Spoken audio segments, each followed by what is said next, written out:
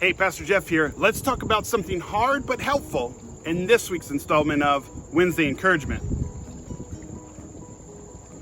I don't know about you, but I've had the privilege of having many people tell me things that were hurtful and harmful.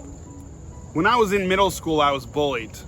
Kids can say some really nasty things to one another.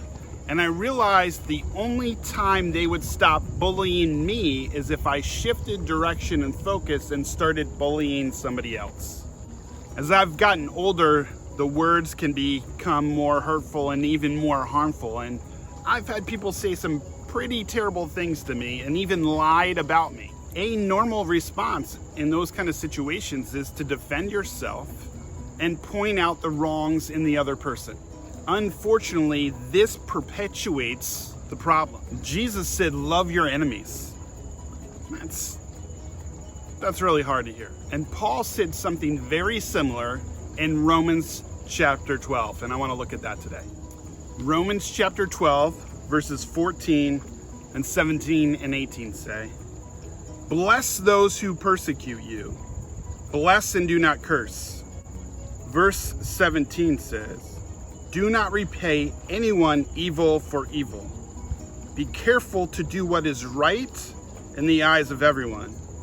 Verse 18. If it is possible, as far as it depends on you, live at peace with everyone.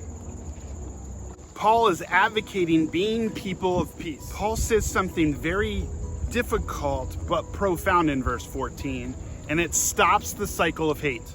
Bless those who persecute you. Bless and do not curse.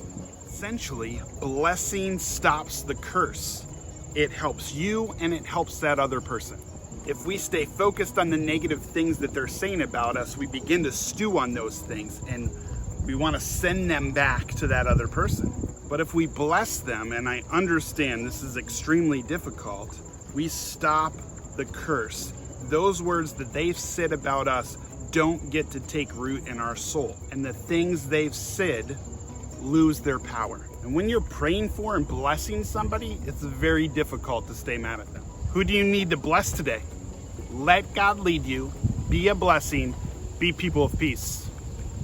Go in peace.